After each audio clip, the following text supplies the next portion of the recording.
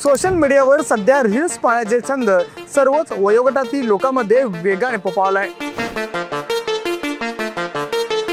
याला रील्स पाहण्याचे वेड असेही म्हणता येईल। अवघ्या काही सेकंदाचे व्हिडिओ एका पाठोपाठ एक पाहताना पाहणारा काळ वेळ विसरून जातो। दुसरं ॲक्टिव्हिटीजच्या वरती लक्ष देत नाही दिले तर काय होतात, वाचत नाही, स्टडीजला काही पर्सेंटेज कमी होतात। एक रील्स पाहण्यासाठी कमी कालावधी लागत असला तरी त्याचा थेट परिणाम मेंदूवर होत असल्याचे संशोधकांनी स्पष्ट केलंय। एक मुलगा, शाळेचा मुलगा एक मास्तरला मारला, अक्षरशः मारला त्याला। पेरेंट्स पहिला वापरायचं कमी करायला पाहिजे। मी माझं धरून सांगतो। तुम्ही रील्स पाहत असाल तर वेळीच व्हा खबरदार। या संदर्भात पाहूया हा खास रिपोर्ट।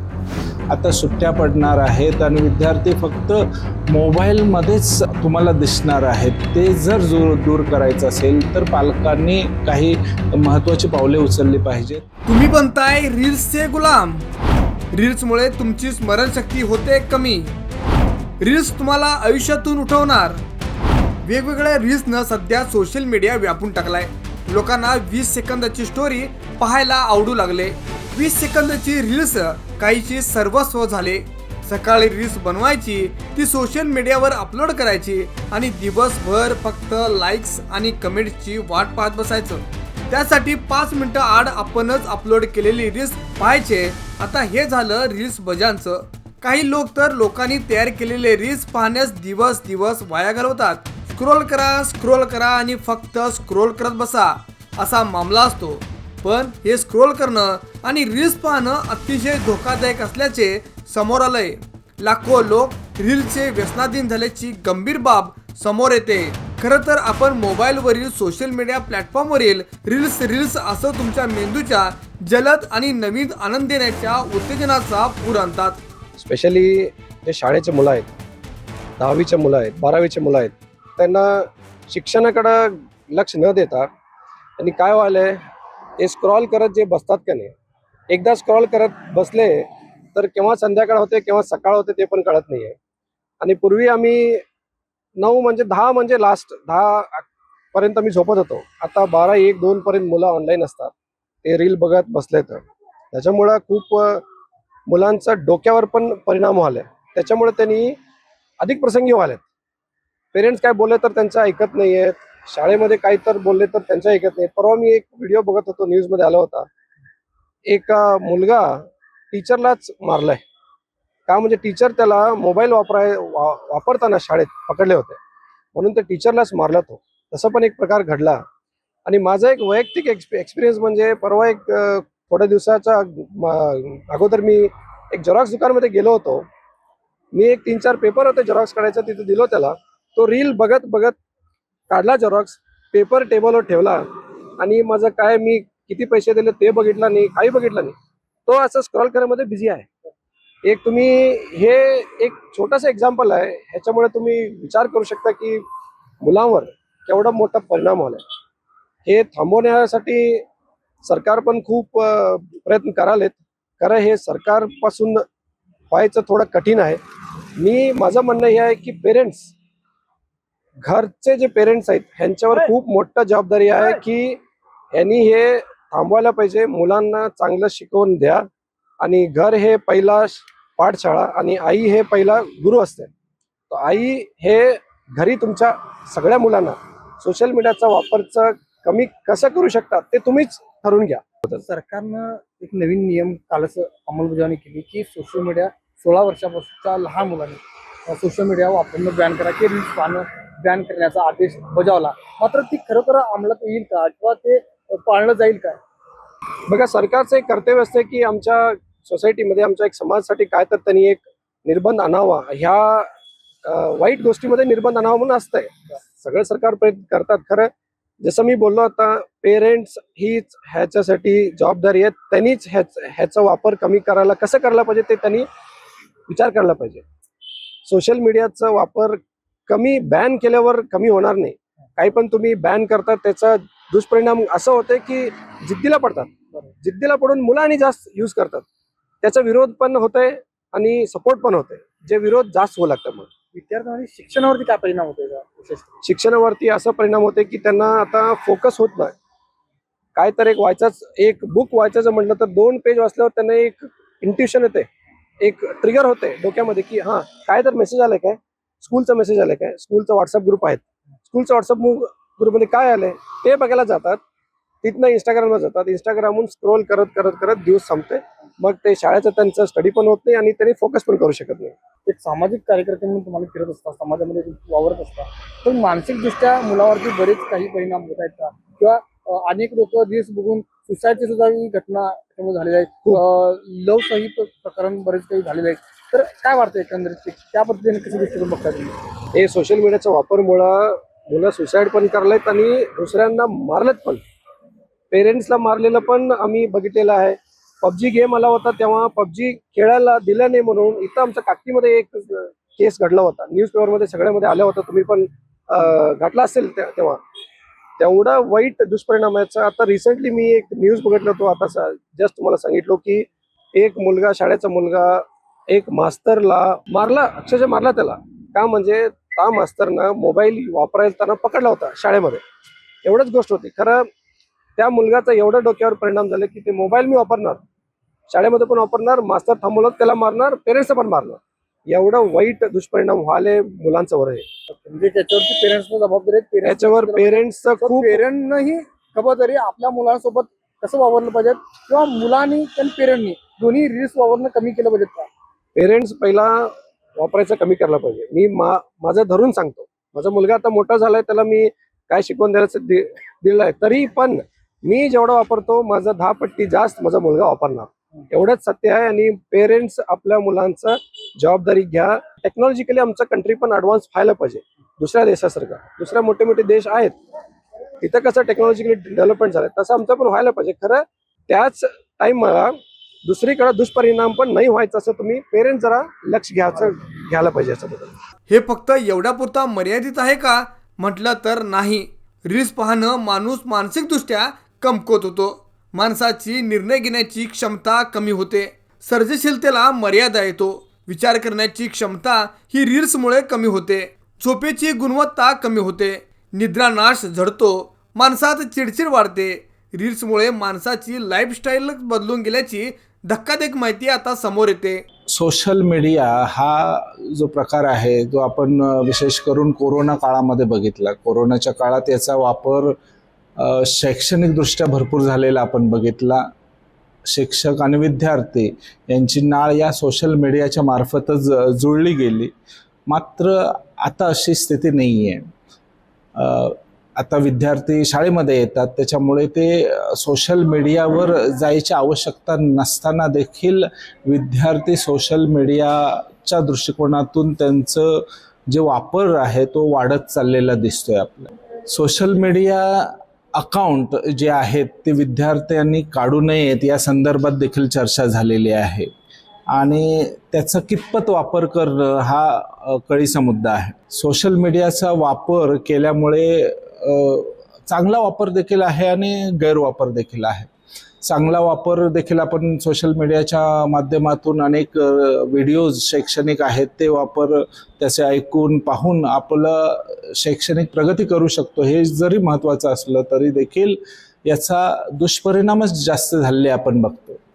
सोशल मीडिया वापरत असताना विद्यार्थी एक दुसऱ्यांशी चॅटिंग किंवा रील्स पाहणे याच्याकडे त्यांचा कल वाढलेला दिसतोय आणि थोड्याशा अवधीसाठी ते मोबाईल हातात घेतात, परंतु रील्स बघता बघता किती वेळ त्यांचा वाया जातो याच्याकडं विद्यार्थ्यांचं लक्ष राहत नाही. आणि अशा वेळेला विद्यार्थ्यांनी याचा वापर न केलेला हे त्या काळाची गरज आहे. कारण विद्यार्थी त्याचे परिणाम खूप वाईट झालेले बघतोय आपण. विद्यार्थी आत्मविश्वासाने पुढे येत नाहीत किंवा शारीरिकदृष्ट्या ते थोडेसे कमजोर झालेले बघतोय आपण. खेळांकडे त्यांचं दुर्लक्ष आहे. आता सुट्ट्या पडणार आहेत आणि विद्यार्थी फक्त मोबाईलमध्येच तुम्हाला दिसणार आहेत. ते जर दूर करायचं असेल तर पालकांनी काही महत्त्वाची पावले उचलली पाहिजेत. त्यांच्यासाठी वेगळी खेळाची साहित्य आणली पाहिजेत. बैठे खेळाकडे लक्ष दिलं पाहिजे. मोबाईल हा वापरणार नाही त्याच्याकडं त्यांनी खूप लक्ष देऊन काम करणं गरजेचं आहे. विद्यार्थ्यांच्यात ताण जो आहे तो खूप वाढताना दिसतोय. आत्मविश्वास कमी झालेला आपण बघतोय. विद्यार्थ्यांच्यात उशिरापर्यंत जागरण विद्यार्थी या सोशल मीडियावर चॅटिंग बाकीचं करताना बघतोय आपण, आणि त्या सगळ्यांचे परिणाम त्यांच्या बुद्धीवर होताना दिसत आहेत. त्याच्यामुळे विद्यार्थ्यांनी पालकांच्या सोबत बसलेलं असताना जे महत्त्वाचं आहे असे व्हिडिओ काही काळापुरते आपण टोटली सोशल मीडियापासून विद्यार्थ्यांना दूर करू शकत नाही किंवा हे शक्य नाही, कारण युगाबरोबर त्या प्रवाहाबरोबर आपण जाणं गरजेचं आहे. परंतु कितपत तो वापरला पाहिजे हे खूप महत्त्वाचं आहे. पालकांनी आणि विद्यार्थ्यांनी देखील ते लक्ष देऊन याच्याकडं खूप महत्त्वाचं आपलं काम करणं गरजेचं आहे असं मला वाटतं. विकसित देश आहेत जे जगामध्ये विकसित देश म्हणून नावावर आहेत, त्या ठिकाणच्या सरकारने देखील लहान मुलावरती सोशल मीडिया वापरण्यावरती बंदी घातली. तर आपल्या देशामध्ये देखील कर्नाटक सरकारमध्ये एकमेव राज्य आहे ज्या राज्यामध्ये पहिल्यांदा हा कायदा अंमलात येतोय की लहान मुलांनी सोशल मीडिया वापरू नये. तर त्याबद्दल तुमचं ओपिनियन काय असतं? बरोबर आहे. आता सोशल मीडिया हा जो प्रकार आहे तो एक नागरिकांसाठी आहे ज्यांचं वय 16 वर्षापेक्षा जास्त आहे, 18 वर्षापेक्षा जास्त आहे, जे नोकरी संदर्भात नोकरी करतात किंवा बाकीचं कामधंद्या संदर्भात करतात, यांना सोशल मीडिया खूप महत्त्वाचं आहे. हां, आजकाल व्हिडिओज बाकीचे जे शैक्षणिक साहित्य देखील त्याच्या आधारे त्याचं देवाणघेवाण होत असली तरी देखील सोशल मीडियावर बंदी आणणं ही काळाची गरज आहे. आणि मी कर्नाटक सरकारचं अभिनंदन करतो, त्यांनी सोशल मीडियावर ही जी बंदी घातलेली आहे किंवा ही बंदी घातली तरी देखील ती कितपत, म्हणजे विद्यार्थी वडिलांच्या अकाउंटवरून इतर घरातील माणसांच्या अकाउंटवरून त्याचा उपयोग करणार नाहीत हे पाहणं देखील गरजेचं आहे. कारण लहान मुलांचं अकाउंट बंद असलं तरी मोठ्यांच्या अकाउंटवरून ते बघू शकतात. तर विद्यार्थ्यांच्या पालकांनी याच्याकडे विशेष करून लक्ष देणं गरजेचं आहे असं मला वाटतं. आणि इतर देशामध्ये देखील गेम्स खेळणं बाकीचं आहे याच्यावर सगळे बंदी आहेत. काही ॲप्स आहेत त्याच्यावर बंदी आहेत, तरी देखील भारतामध्ये मात्र हे मोठ्या प्रमाणामध्ये चालतं. आणि भारतीय विद्यार्थ्यांना, मुलांना, तरुणांना एकूण व्यायामापासून किंवा शैक्षणिकदृष्ट्या कमजोरी व्हावी या दृष्टिकोनातून इतर देशांनी याच्याकडं मुद्दामहून असे काही ॲप जे आहेत ते पाठवलेले आपण पाहतो आणि त्याचा गैरवापर या ठिकाणी मोठ्या प्रमाणामध्ये झालेला आपण पाहतो. सोशल मीडियाचा अतिरेक होताना समाजामध्ये भरपूर प्रमाणात दिसतो आहे. अनेक गेम्समध्ये एवढी ती विद्यार्थी किंवा म्हणा किंवा जी मुलं, जे यंग जनरेशन आहे ती एवढी बुडालेली आहेत की त्याच्यातून बाहेर निघताना त्यांच्याकडं पर्याय नाही आहेत आणि त्यांचं ताण वाढत आहे. त्या स्वतःवरचा कंट्रोल जो आहे तो ते विसरत चाललेले असल्या कारणानं ते अशा घटना समाजात आपण बघतो, वर्तमानपत्रातून बातम्या बघतो की कुणीतरी वडिलांवर दगडफेक केली, वडिलांना ओरडलं, स्वतः त्याचा ताण जास्ती प्रमाणात घेऊन आत्महत्या देखील केलेली आहे विद्यार्थ्यांनी किंवा युवकांनी, हे आपण बघतो. हे सगळं काही जर होत असेल तर त्यातला दोष जो आहे तो आपण सोशल मीडियाला नक्कीच दिला पाहिजे आणि हे कमी प्रमाण होणं फार गरजेचं आहे. किंवा सरकारने अशा जे ॲप्स आहेत किंवा जे घाणेरडे प्रकार सोशल मीडियाच्या साहाय्याने दिसत आहेत, लहान वयातच या विद्यार्थ्यांना किंवा तरुण वयाला भरकटलेपणा जो येत आहे किंवा जे याच्याकडं विद्यार्थी वाहत आहेत ते रोखणं गरजेचं आहे. वैद्यकीय तज्ज्ञांनी केलेल्या अभ्यासानुसार आणखी एक गंभीर बाब समोर येते. सतत रील्स पाहणं माणसाच्या स्मरणशक्तीवर थेट परिणाम करतं. तर होतंय काय, तर माणूस नवीन रील्स पाहताना एकाग्रता करतो. हे प्रत्येक रील्स बाबत होतं. असं झाल्यानं माणूस एकाग्रता करतो पण त्यावर चिंतन मंथन होत नाही आणि त्याचा थेट परिणाम स्मरणशक्तीवर होत असल्याचं तज्ज्ञ सांगतात. काय होतंय, सोशल मीडिया, फेसबुक, गुगल आणि इंस्टाग्राम हे सगळं काय होतात, अडिक्शन होतात मुलांच्या लोकांना. हे बघितलं तर सारखा बघणार तसा होतात. आणि वो बघून काय होते, मुलांच्या फिजिकल ॲक्टिव्हिटी कमी होतात. फिजिकल ॲक्टिव्हिटी कमी झाले तर काय होतं, थिंकिंग कॅपॅसिटी पण कमी होतात. विचार करत नाही मुला, काय मीडियाला काय येतात तेच करेक्ट म्हणून त्यांच्या डोके विचार करत नाही. आणि हे काय होते, एक्साइटमेंट, एक व्हिडिओ बघितले तर आणि एक नेक्स्ट टाइम स्क्रोल केले तर आणि नेक्स्ट टाइम काय काय काय येतात. सो बघून नेक्स्ट काय होतात, ॲडिक्शन होतात आणि लॉस ऑफ अदर ॲक्टिव्हिटीज, काय दुसरं ॲक्टिव्हिटीजच्या वरती लक्ष देत नाही दिले तर काय होतात, वाचत नाही, स्टडीजला हे पर्सेंटेज कमी होतात आणि अल्टिमेटली हे जास्त यूज करून मुलांना काय होतात, अँझायटी, डिप्रेशन हे सगळं जास्त होतात. जास्ती डिप्रेशनला गेले तर काय होतं, सुईसाईडचा परिणाम सगळा असते. मेंदूवरती काय परिणाम होतो सर? मेंदूवरती काय, आमच्या मेंदूला केमिकल्स असते, ओके. डोपामिन, सेरोटोनिन, हे सगळा आम्ही खुशी असे तर पाहिजे. काय होतात, जास्ती एक्साइटमेंट जास्ती झाले तर काय होतात, it can lead to depression होऊ शकते. सो वो डिप्रेशन झाले तर जास्ती डिप्रेशन झाले तर सुईसाईडच्या परिणाम होतात. जनरली पेशंट म्हणून जेव्हा तुमच्याकडे येतात तर बऱ्यापैकी सो मुलांच्या हे स्कूलमध्ये ऑलरेडी काउन्सिलर्स म्हणून अपॉइंटमेंट केले. काउन्सिलर्स त्यांनी कुठल्या मुलांना काय प्रॉब्लेम आहे त्यांनी बघून आमच्याकडे पाठवून देतात. आम्ही बघून त्यांचं काय ट्रीटमेंट आहे, काय हे आहे, वो ट्रीटमेंट असते, वो ट्रीटमेंट करते आम्ही. जनरली पहिल्यापेक्षा आता जास्त वाढले काय? डेफिनेटली वो जास्ती झालं आहे already. So social media usage पण जास्ती आहे आणि टी व्ही, मोबाईल, इंस्टाग्राम सगळं बघून एक मुलांच्या वय बघून दुसरा मुलं चालू करतात. रील्स आता रील्स उरल्यामुळं काय चेंजेस झाले पाहिजे इव्हन कशी? सर लिमिटेड यूज करायला पाहिजे. ॲक्च्युली गव्हर्नमेंट हे रिस्ट्रिक्शन केले तर होत नाही.